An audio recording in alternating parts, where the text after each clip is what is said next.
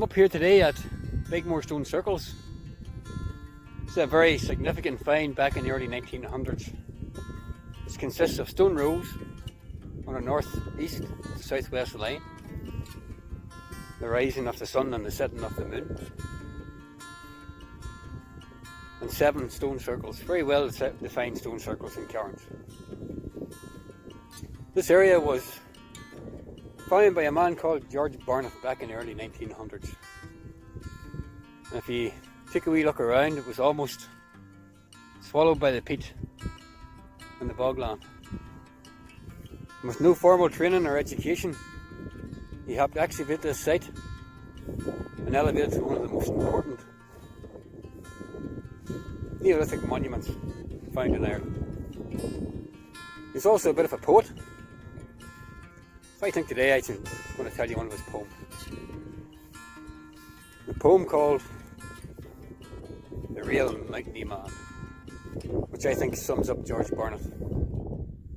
My name is Barnett, and you'll never find me grand, but you'll know me when you meet me. I'm the real mountainy man. With heather in my buttonhole, peat upon my shoes, and if you meet me anywhere, you'll get the latest news. I have climbed the Spurn Mountains, and like wise leave Gallion Bray, Fir Mountain and Beaghmore, where many sheep to stray. I carry a bag upon my back, and a hammer in my hand, and you'll know me when you meet me. I'm the real mountainy man. I have been up the many's the river, aye, and many's the winding glen, for mostly in the open I'm inclined my life to spend. For nature's rich, contrasting scenes are ever new and grand, and you'll know me when you meet me. I'm the real mountainy man. I've been by Loch Ness, winding shores and grassy stretches flat.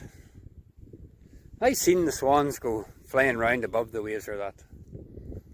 But though I love those lowland scenes, for lowland spots are grand, you'll very seldom see me there.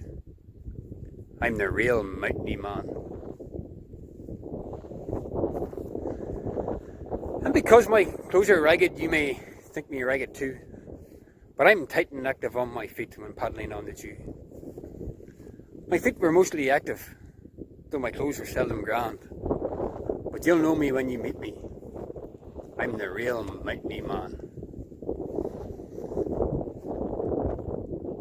My bag may soon hang on a nail and my hammer lie around, when I do stop my climbing of the heathery mountains brown.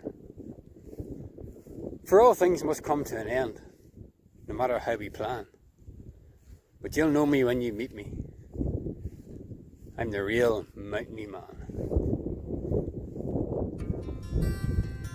Yes, this mountain is full of interesting characters, with George being one of them. It's also full of interesting stories.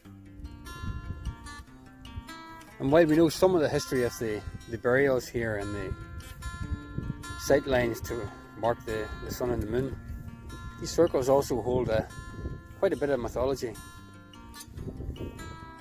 One being that in ancient times, they believed these huge standing stones to turn into giants at night, and they would dance all over this site. And in the morning when the sun rises, they go back into position and wait for the moon.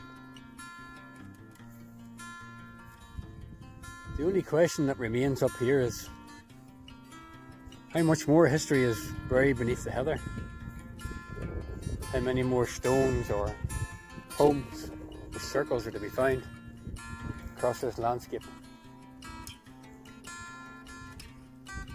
From here to almost 6 miles away to Slieve Gallion, there are a series of tombs, circles, and standing stones.